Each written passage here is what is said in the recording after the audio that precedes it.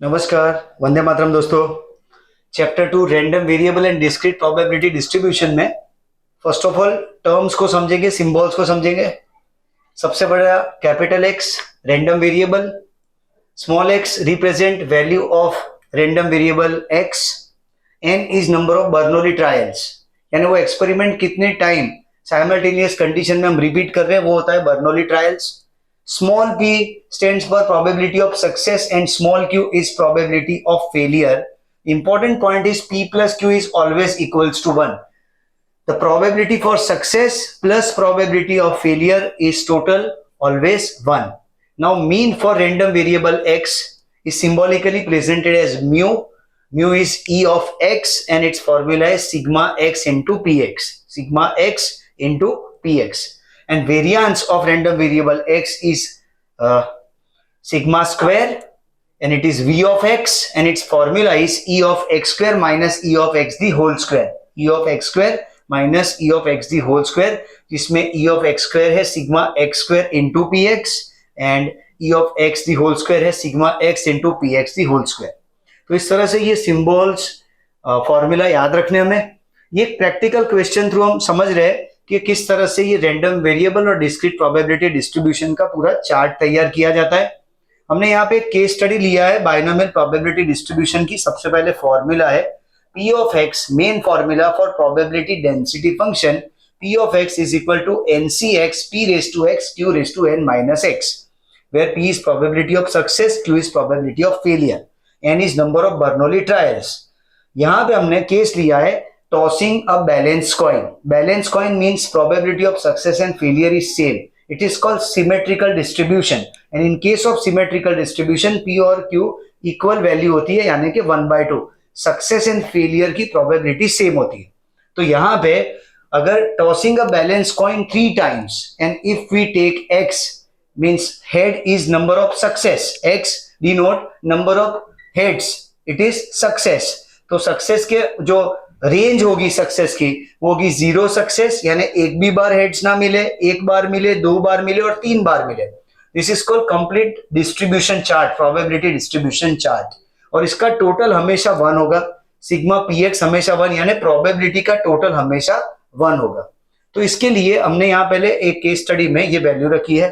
जैसे p ऑफ 0 success के लिए जाए, यानी एक भी बार हेड्स ना मिले, तो ये जो फॉर्मूला है ncx p raise to x q raise to n minus x में 3c0 1/2 raise to 0 and 1/2 raise to 3 raise to x है, यानी x 0 है और ट्रायल्स है 3, डिजायर्ड नंबर ऑफ सक्सेस है 0 और ट्रायल्स है 3, इसलिए 1/2 raise to 0 and 1/2 raise to 3। तो 3c0 भी 1 होता है और किसी भी वैल्यू के रेज टू 0 हो इंडेक्स में वो भी 1 होगा, और 1/2 रेज टू 3 है तो 2 रेज टू 3 होगा 8, यानी 1/8। फाइनल आंसर इज 1/8, यानी एक भी सक्सेस ना मिले उसकी प्रोबेबिलिटी है 1/8। नेक्स्ट स्टेप पे आएगा 1 सक्सेस, यानी 3c1 1/2 raise to 1 1/2 raise to 2। Now 3c1 होता है 3, 1/2 रेज टू 1 एंड 2। अब जब इंडेक्स में एडिशन होगा, जब मल्टीप्लीकेशन की साइन और बेस सेम हो, जैसे p raise to x into p raise to y हो तो हमेशा p raise to x plus y होगा। और अगर डिनोमिनेटर में है जैसे p raise to x upon p raise to y है तो इंडेक्स में सब्ट्रैक्शन होगा, यानी p raise to x minus y होगा। यानी अगर p raise to x into p raise to y है तो p raise to x plus y होगा, और p raise to x upon p raise to y है तो इसका अल्टीमेट प्रोडक्ट होगा p raise to x minus y। यानी यहाँ पे 1/2 रेज टू 1 है, 1/2 रेज टू 2 है, यानी 1/2 रेज टू 3 होगा, तो वो उसका आंसर है 1/8। सो 3 इंटू 1/8 उसकी प्रोबेबिलिटी आएगी 3/8। तो 1 सक्सेस की प्रोबेबिलिटी है 3/8। फिर आगे जाएंगे कि 2 success, desired number of success is 2, so 3c2 1/2 raise to 2 and 1/2 raise to 1। इसी फॉर्मूला में वैल्यू रखते जाना है जिसमें x चेंज होता जाएगा, number of trials will remain same, n is 3। पहले में x0 फिर x1 फिर x2, तो अब 2 के लिए 3c2 into 1/2 raise to 2 into 1/2 raise to 1, तो 3c2 का आंसर आएगा 3 और 1/2 रेज टू 2 प्लस 1 हो जाएगा 3, यानी उसका आंसर है 1/8। तो प्रोबेबिलिटी आएगी 3/8। तो 2 टाइम सक्सेस होने की प्रोबेबिलिटी है 3/8। आगे 3 सक्सेसेस यानी 0 फेलियर, ऑल सक्सेस। तो P3 यानी x की वैल्यू भी 3, n की वैल्यू भी 3, 3C3 1/2 and 1/2 तो 1/2 होगा 1/8, 1 into 1/8 का फाइनल आउटकम आएगा 1/8। So all success zero failure की प्रोबेबिलिटी है 1/8। अगर हम इसका टोटल करें तो 1/8 प्लस 3/8 प्लस 3/8 प्लस 1/8 का टोटल होगा 8/8। That is why it is said sigma px is always equal to 1। तो ये याद रखना है हमें कि प्रोबेबिलिटी डिस्ट्रीब्यूशन चार्ट तैयार करने पे सिग्मा px यानी टोटल जो प्रोबेबिलिटी है सारे पॉसिबिलिटीज की, उसका टोटल होगा 1। अब यहां से जो हमें पूछा गया है मीन और वेरिएंस के लिए, उसके लिए हमें दो कॉलम एक्स्ट्रा प्रिपेयर करने हैं। एक है x, दूसरा है px, उसके बाद है x इंटू px और लास्ट वन है x स्क्वायर इंटू px। इसके जो क्वेश्चंस है that will be part of next session. This session belongs two questions of probability density function. इस फंक्शन के क्वेश्चन है और इसके लिए हमें दो तीन बातें और याद रखनी है कि n जो है number of Bernoulli trials and probability success को पैरामीटर्स कहा जाता है। मीन अगर ऑब्टेन करना है तो मीन की फॉर्मूला है n इंटू पी। वेरिएंस अगर फाइंड करना है तो उसकी फॉर्मूला है n into P into Q. And अगर स्टैंडर्ड डेविएशन पूछा है तो उसकी फॉर्मूला है रूट NP/Q।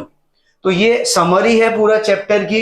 इंट्रोडक्शन है, फॉर्मूला और लिस्ट ऑफ सिंबल्स का, इसको समझना है। अब यहां से आगे प्रैक्टिकल क्वेश्चन है। हमने पहले चार्ट की जगह ये डायरेक्ट डिस्ट्रीब्यूशन के क्वेश्चन की एक्सरसाइज ली है, इसलिए 2.2 को पहले समझते हैं। इसका फर्स्ट क्वेश्चन है कि एक सिमेट्रिकल डिस्ट्रीब्यूशन में, सिमेट्रिकल डिस्ट्रीब्यूशन यानी सक्सेस फेलियर की पॉसिबिलिटी सेम होती है, यानी P और Q दोनों की प्रोबेबिलिटी होगी 1/2। 8 ट्रायल्स है, the experiment is repeated 8 times और हमें पूछा गया है Px less than equals to 1, यानी प्रोबेबिलिटी ऑफ सक्सेस 0 और 1 का टोटल करना है। जैसे यहां पे 0 1 2 3, क्योंकि 3 ट्रायल है तो 3 सक्सेस तक है। वैसे यहाँ 8 ट्रायल्स है तो 0 1 2 3 4 5 6 7 8 तक है। और हमें पूछा गया है P of x less than equals to 1, यानी 1 से कम हो, यानी P0 और P1 का टोटल करना है हमें। तो इसके लिए पहले formula Px is NCx P raise to x Q raise to n minus x, जिसमें P ऑफ 0 के लिए 8C0 1/2 raise to 0 and 1/2 raise to 8। तो ये 8C0 1, 1/2 रेज टू 0 भी 1 और 1/2 रेज टू 8 होगा 1/256। तो फाइनल आंसर P0 का होगा 1/256। अब P1 पूछा है तो 8C1 1/2 raise to 1 and 1/2 raise to 7। 8C1 होगा 8 एंड 1/2 रेज टू 1 प्लस 7 हो जाएगा 8, यानी 1/256। तो 8/256। अगर हमें पूछा है यहाँ पे x less than equals to 1 तो P0 और P1 का टोटल करना है, जो कि 1/256 है। 0 सक्सेस एंड 1 सक्सेस इज 8/256, तो 9/256 is the answer for desired question P of x less than equals to 1। कई बार हमें इंटरमीडिएट रेंज पूछी जाती है, जैसे P of 3 less than x less than equals to 7। अगर ऐसा पूछते हैं तो 3 से ज्यादा नंबर ऑफ सक्सेस और 7 से कम, 7 या 7 से कम पूछा गया है, क्योंकि यहाँ इक्वल टू की साइन है, यहाँ पे नहीं है। तो P4 3 नहीं आएगा, P4 P5 P6 और P7 का कैलकुलेशन करके उसका एडिशन करना है। ये एक एक्स्ट्रा इंफॉर्मेशन है समझने के लिए कि ऐसी इंटरमीडिएट पॉसिबिलिटी भी पूछ सकते हैं। अगर इक्वल टू की साइन यहां पे रखी होती कि 3 less than equals to x less than 7, तो 3 कंसीडर होता, 7 नहीं होता, यानी P3 plus P4 plus P5 plus P6 का टोटल लेते हैं। तो हमेशा ध्यान रखना है कि जहां पे इक्वल टू की साइन है वो वैल्यू कंसिडरेशन में लेनी है, इक्वल टू की साइन नहीं है वो वैल्यू कंसिडरेशन में नहीं लेनी। अगर P of x greater than equals to 5 पूछा होता तो 5 या उससे बड़ी वैल्यू हो तो P5 plus P6 plus P7 और P8 तक की रेंज आती। तो इस तरह से लेस देन से, ग्रेटर देन से या तो इंटरमीडिएट रेंज से हमें प्रोबेबिलिटी पूछ सकते हैं। इसके लिए हमें total number of Bernoulli trials and desired number of successes यानी x को ध्यान में लेना है। नेक्स्ट क्वेश्चन में मीन हमें दिया गया है NP5 और वेरिएंस है NPQ। वेरिएंस जो NPQ है उसके लिए बोला गया है कि वेरिएंस की वैल्यू प्रोबेबिलिटी ऑफ सक्सेस के बराबर है, यानी P के बराबर है। तो NPQ is equal to P रखेंगे, जिसमें NP की वैल्यू है 5, तो 5Q is equal to P। अब P प्लस Q का टोटल 1 होता है, तो Q की वैल्यू होगी 1 माइनस P। तो हम यहाँ Q की जगह पे 1 माइनस P लिखेंगे, तो 5 into bracket 1 minus P is equal to P। 5 को अप्लाई करने पे 5 minus 5P is equal to P। अब ये 5P इस साइड आएगा तो साइन चेंज होगी, ऐड हो जाएगा, पॉजिटिव होगा, तो P प्लस 5P यानी 6P। 6P is equal to 5, तो P का वैल्यू आएगा 5/6। टोटल P प्लस Q का हमेशा 1 होता है। अगर P 5/6 है तो Q 1/6 होगा, अगर P 2/7 है तो Q 5/7 होगा, अगर P 1/4 है तो Q 3/4 होगा, अगर P 0.6 है तो Q 0.4 होगा, अगर P 0.8 है तो Q 0.2 होगा। इस तरह से दोनों का एडिशन हमेशा 1 होगा। तो यहाँ पे अगर P की वैल्यू 5/6 है तो Q की वैल्यू मिलेगी 1/6। हमें पैरामीटर्स पूछे यहाँ पे, जिसके लिए NP की जो वैल्यू है 5, उसमें हम वैल्यू P के लिए अप्लाई करेंगे जो कि है 5/6। तो n into 5/6 equals to 5, 5 cut होने पे n की वैल्यू आएगी 6। तो parameters n is equal to 6 and probability of success P is 5/6। उसके बाद यहां पे हमें पूछा गया है कि zero failure, probability of zero failure यानी ऑल सक्सेस। तो जितने अटेम्प्ट है उतने सक्सेस, यानी जितने बर्नौली ट्रायल्स उतने सक्सेस, यानी n is equal to x, जितने n उतने x, यानी 6 सक्सेस की बात है। तो px is ncx p raise to x q raise to n minus x, जिसमें p of 6 is equal to 6c6 5/6 raise to 6 1/6 raise to 0। तो 6c6 होगा 1, यहां पे रेज टू 0 है तो वो भी होगा 1, 5 रेज टू 6 है तो वो होगा 1 5 6 to 5 और 6 रेज टू 6 है 4 6 6 5 6। So finally probability for zero failure or 100% success means all success is 15625 upon 46656. Next question में there is an example of 4 cars. Car rented during a day is 0.6. Probability that car is rented during a day is 0.6 and not rented is 0.4. Car rent पे दिया जाए उसकी probability 0.6 और rent पे ना दिया जाए वो 0.4। हमें पूछा गया है कि less than 1 day and more than 4, less than 1 and more than 4 car is rented. Less than 1 and more than 4 यानी 1 से ज्यादा और 4 से कम, यानी P2 और P3 हमें फाइंड करना है, क्योंकि यहाँ पे इक्वल टू की साइन नहीं है। तो पहले Px is ncx p raise to x q raise to n minus x, P2 is 4c2 क्योंकि n 4 है, 4 cars, so 4c2 0.6 raise to 2 0.4 raise to 2। तो यहां पे आएगा कैलकुलेशन 4 इंटू 3/2, 2 2 जा 4, 0.6 raise to 2 is 0.36 and 0.4 raise to 2 is 0.16।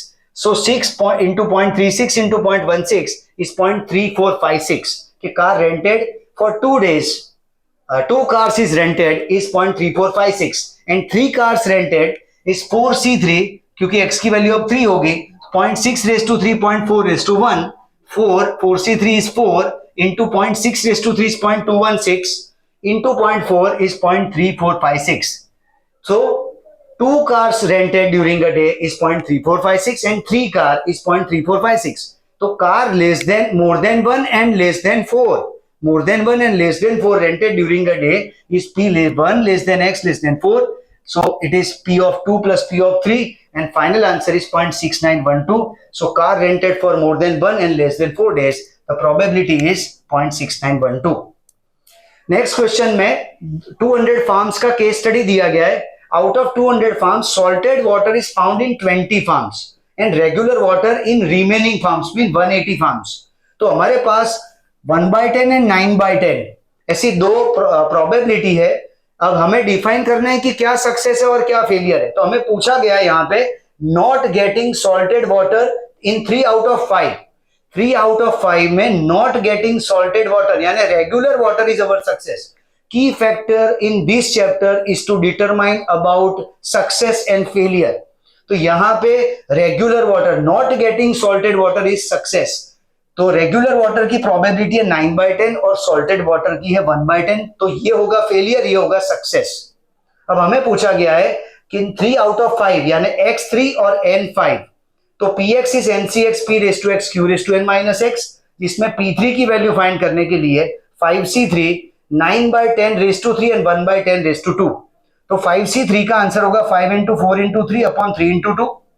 9/10 और 1/10, 9/10 raise to 3 और 1/10 raise to 2 है, यानी 10 के ऊपर इंडेक्स होगा 3 + 2 टोटल 5 और 9 के ऊपर इंडेक्स है 3। तो यहाँ पे 9 into 9 into 9 और 10 को 5 टाइम्स लिखेंगे, जिसमें ये 3 कट होगा, 2 2 जा 4 होगा और 5 2 जा 10 के सामने एक 10 कट होगा। तो 9 into 9 into 9 is 7 to 9 and 10 into 10 into 10 into 10 is 10,000. So probability is 0.0729 and this probability is for not getting salted water in 3 out of 5 borewells, 3 out of 5 farms. तो इस तरह से केस स्टडी के हिसाब से हमें सक्सेस फेलियर प्रॉपरली डिफाइन करना है. नेक्स्ट क्वेश्चन में 6 students are given particular problem to solve. Success probability that correct solution is 0.6 and failure is wrong solution. तो हमें बोला गया है कि 2 out of 6, 2 students out of 6 resolve the problem, यानी x2 है n6 है, तो px is ncx p raised to x q raised to n minus x, जिसमें x की जगह पे 2 और n की जगह पे 6, तो 6c2 0.6 raised to 2 0.4 raised to 4, तो 6 into 5 by 2 0.36 and 0.0256. यहाँ पे 2 3 6 तो आएगा 15 into 0.36 into 0.0256. So P of 2 is 0.13824. यानी 2 student out of 6 solve the problem correctly. Probability is 0.13824. तो ये था एक्सरसाइज 4.2. यहां से आगे हमने same type of question final exercise में से सेक्शन बी और सी में से लिए. तो पहले सेक्शन बी में से देखते हैं. यहाँ पे मीन की वैल्यू एनपी दिया गया है 7. सिमेट्रिकल डिस्ट्रीब्यूशन है, यानी सक्सेस और फेलियर की प्रोबेबिलिटी सेम होगी 1/2.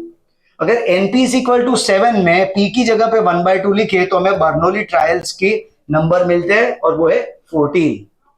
नेक्स्ट क्वेश्चन में parameters n is equal to 10 and p is equal to 2/5 is given. हमें सिर्फ पैरामीटर्स के नाम पे दिया है कि 10 एंड 2/5, तो हमें रैशनली जज करना है कि n क्या होगा, p क्या होगा. P की वैल्यू कभी 1 से ज्यादा नहीं हो सकती क्योंकि सक्सेस फेलियर दोनों का एडिशन 1 होता है. इसलिए ऑब्वियसली 2/5 जो वैल्यू है वो P की वैल्यू होगी और जो 10 है वो नंबर ऑफ ट्रायल्स को रिप्रेजेंट करते हैं, n को रिप्रेजेंट करते हैं. हमें क्वेश्चन में सिर्फ पैरामीटर के नाम पे 10 एंड 2/3 दिया गया है, तो सक्सेस 2/5 दिया गया है, तो success 2/5 P and n is 10. So Q की वैल्यू अल्टीमेटली होगी 3/5. अगर सक्सेस की प्रोबेबिलिटी 2/5 तो फेलियर की होगी 3/5. अब हमें वेरिएंस पूछा है, फॉर्मूला है NPQ. सो 10 into 2/5 into 3/5, वेरिएंस का आंसर आएगा 12/5. नेक्स्ट 10th क्वेश्चन में प्रोबेबिलिटी ऑफ फेलियर Q दिया गया है 0.6 और N दिया गया है 5, और हमें सक्सेस की प्रोबेबिलिटी फाइंड करनी है जिसके लिए N की कोई जरूरत ही नहीं है. P प्लस Q का टोटल हमेशा 1 होता है. P plus Q equals to 1, तो P प्लस 0.6 इक्वल्स टू 1, तो P is equal to 1 minus 0.6, यानी आंसर इज 0.4. सेक्शन सी में भी सेम फॉर्मूला बेस्ड क्वेश्चन है जिसमें n4 सिमेट्रिकल डिस्ट्रीब्यूशन बोला है, यानी P और Q दोनों का आंसर 1 है, 1/2 है.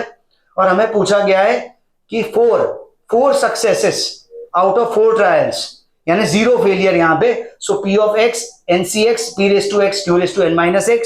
4C P of 4 is 4C4 1/2 raised to 4 1/2 raised to 0. Now 4C4 is 1, 1/2 raised to 0 is also 1, 1/2 raised to 4 is 1/16. So getting all success or 0 failure in this case is 1/16. Next question number 6 में probability of success is double of probability of failure, ऐसी बात बताई गई है कि success की probability double of failure, यानी P is equal to 2Q and number of trial is given as 4. तो in place of Q 1 minus P can be written. In place of Q 1 minus P. So P is equal to 2 into 1 minus P. So P is equal to 2 minus 2P, यानी 3P is equal to 2. ये इस side आएगा तो positive sign हो जाएगी, यानी 3P is equal to 2, तो P की वैल्यू आएगी 2/3. अगर P 2/3 है तो Q का आंसर आएगा 1/3. And we are asked to compute variance in this case. Variance की फॉर्मूला है NPQ. So 4 into 2/3 into 1/3, answer is 8/9. 7 number के क्वेश्चन में N8 Q 2/3 दिया गया है, तो ऑब्वियसली P 1/3 होगा. और हमें स्टैंडर्ड डेविएशन पूछा है. Standard deviation is root NPQ. तो रूट में 8 into 1/3 into 2/3, यानी 16/9.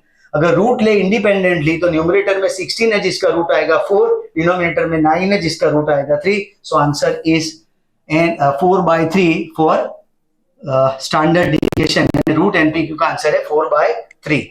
उसके आगे mean NP is equal to 4, variance NPQ is equal to 2. Parameters पूछे गए हैं, यानी N and P को फाइंड करना है. तो NPQ इज इक्वल टू 2 में NP की वैल्यू 4 रखेंगे हम. तो NPQ is equal to 2, in place of NP 4 is written. So 4Q is equal to 2, तो Q की वैल्यू आएगी 2/4, यानी 1/2. अगर Q 1/2 है तो P भी 1/2 होगा, सिमेट्रिक डिस्ट्रीब्यूशन हुआ.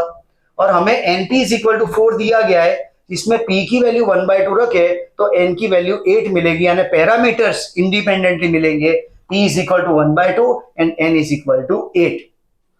नेक्स्ट 9 नंबर के क्वेश्चन में n is equal to 10 and q minus p is equal to 0.6 दिया गया है। q माइनस p 0.6, तो हम p को आगे ले सकते हैं, तो minus p plus q is equal to 0.6, minus p plus q is equal to 0.6, और p प्लस q का टोटल तो 1 ही हो रहा है, तो दोनों इक्वेशन को रखेंगे जिसमें p कैंसल आउट होके 2q is equal to 1.6, 2q equals to 1.6 बचेगा, तो q की वैल्यू आएगी 1.6/2 यानी 0.8। अगर q 0.8 है तो p की वैल्यू होगी 0.2, क्योंकि दोनों का एडिशन 1 होगा। हमें पूछा है मीन के बारे में, तो मीन है np, n है 10 और p की वैल्यू है 0.2, सो 10 इंटू 0.2 मीन की वैल्यू आएगी 2। 10th क्वेश्चन में standard deviation root np Q दिया गया है 0.8, q की वैल्यू है 2/3 एंड p की वैल्यू है 1/3, तो root npq is equal to 0.8, तो इस दोनों साइड स्क्वायर करेंगे, दोनों साइड हमें स्क्वायर करना है, तो npq इज इक्वल टू 0.8 का स्क्वायर हो जाएगा 64.64। अब np हमें पूछा गया है मीन, क्वेश्चन में मीन पूछा है, तो npq में np को रहने देंगे और q की जगह पे वैल्यू लिखेंगे, q की वैल्यू है 2/3, तो np इंटू 2/3 इज 0.64, तो np is equal to 0.64 into 3, ये सामने जाएगा मल्टीप्लीकेशन में और 2 डिवीजन में आएगा, तो 0.64 into 3/2, answer is 0.96 and it's an answer for mean for this particular question. ये सेक्शन सी तक के क्वेश्चन थे। सेक्शन डी ई एफ में सर्टेन क्वेश्चन है बायनोमियल प्रोबेबिलिटी डिस्ट्रीब्यूशन और उसके साथ साथ रैंडम वेरिएबल के, that will be done in the next session. Thank you.